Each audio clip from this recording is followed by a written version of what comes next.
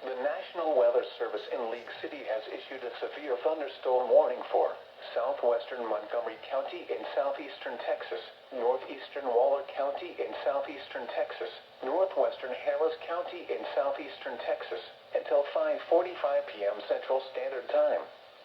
At 5:14 p.m. Central Standard Time, a severe thunderstorm was located near Waller, Oregon, 7 miles east of Prairie View, moving east at around 55 miles per hour.